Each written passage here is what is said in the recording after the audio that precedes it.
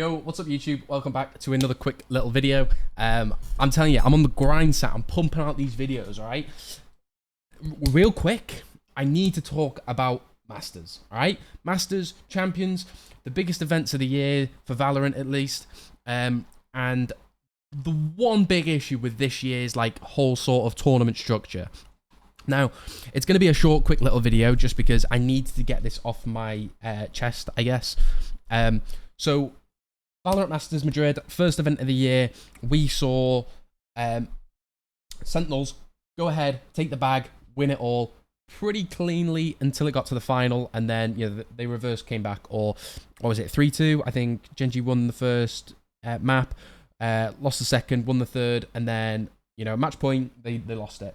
No, I think it was a reverse sweep. Anyway, Sentinels win it all, and they looked crazy. Everyone was like, holy shit, we're in Sentinels era. You've got Kaplan going, we want to make a dynasty. We want to be the Astralis of Valorant. We want to beat Fnatic. We want to win every event this year. Now, what's the major drawback of this year's Valorant tournament structure? It's the fact that teams have no buys and they are competing for Valorant points, or championship points it's called. Now, the real big issue with this year is if last year didn't promote burnout within the esport, this year does. You had Zekan talk about it on, I think, Pedro Romero's interview, which was really, really well done. But it's really, really important that we realise that this year is pretty shit. And, of course, Riot Games, they are balancing League of Legends structure with Worlds and MSI, with Valorant as well. So this year, I think it ends in August. So you've got September, November, December, a little bit of January. So you've got 4 months of just emptiness, right? And Valorant have crammed it all into 5 months, 6 months or something. So it's not great. Now, of course, if we look at Sentinels, they win Masters, and they have really, really struggled this split. Why is that? A Sentinel shit? Is every team better? A little bit of both. Not so much as Sentinels being shit. Sentinels played all of kickoff. They did off-season tournaments. They did Japan. They did fucking everything you could possibly do. Sentinels did it, and that was perfect because it meant that as soon as kickoff starts, they have the jump start. They know how to play. They know how to play off each other. They know the strats. They know compositions. They're ahead of the meta in every single way. Now they go to Madrid. They win it. Great, perfect. However, they've struggled at the regular season, and I think, like I said, Zekan has spoken out previously and said, look, we're really struggling at the moment. Kaplan's vented his frustration and disappointment and said, we don't have that energy, we don't have the motivation, we're struggling to perform on game days, and it shows. A comfortable clean sweep against 100 Thieves, really nice. Leviathan, they get 2-0'd. Their Lotus has really looked poor over the past couple weeks. Why is that? Are Sentinels just shit? No, it's the fact that they've got so much VODs that teams can analyze and basically pick out that they're going in handicapped. And I think if we look at Shanghai now, that's in a couple of weeks. You've got these new Viper Cypher changes that have come in. It really, really means that teams that are going to these international events are basically shooting themselves in the foot for the next event. And if you're going Shanghai, you want to miss Shanghai, because not only are you going to have to, prove yourself and basically win the event for it to become worthy, because if you don't win, you don't get championship points, which is stupid. In previous Masters, if you qualified and you got pretty high, you would be qualified automatically to champions. That's not the case. If you don't win Masters and Shanghai, you need the championship points. So that means that regular season and split 1 and 2 mean more than actual Masters events, which doesn't make any sense. Like I said, Masters Shanghai, you're going to be fighting all the top best teams in every region, and then as soon as that comes out, you're then going back home. 10 days you have, total of 10 days. You have to change your compositions, your team identity, and it's really hard. I'm going to go ahead and say this. I don't think teams that are going to qualify for Shanghai are probably going to make champions, because all the teams that don't make Shanghai have so much time to cook, to watch VODs, to analyze their opponents for next split.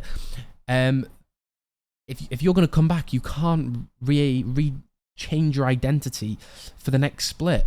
And it, we saw it with Sentinels, where they've won Masters, great, but then they're struggling against Leviathan, they're struggling against EG, and they're struggling against Loud. And I don't mean to discredit Sentinels in any way, or any of these teams. They're all really, really good. But these teams, if we look at Leviathan, they didn't look great in first split. You've got people saying this super team looks awful. They can't do anything. And then first split, they're fucking killing and winning everything and everyone. Loud, they got absolutely shit on by NRG because of visa issues, and same again. They had really big weaknesses in their map pool. So it really just does mean that if you're going to these Masters events, you're going in at a massive disadvantage. Champions weighs more than all of these events combined, because you get the skin money from the Champions skin bundle, you get the most sort of glorification in terms of Champions events. That's where we get in the most numbers, the most viewerships, and of course the prize pool is like massively inflated. So I think, to generalize and sum it up, I think if you're going to go to Shanghai, you are probably not going to make Champions. There will be exceptions. Paper X, I have no doubt that because of the flexibility and their sort of unique playstyle, they will probably make Champions still. However, I'm worried for other teams, let's say like Carmine Corp or Heretics. There you go, they are showing so much, and you're going to get burnt out so quickly, because let's say you make the semi-finals, the finals, you've got 10 days, you've got no rest, because as soon as you come back and you fly all the way back home, remember, it's Shanghai, big time difference, you're probably going to be jet lagged, you're going to have to go straight back to practice, you're going to have to change your comps, your identity. Teams just know what they're going to come into.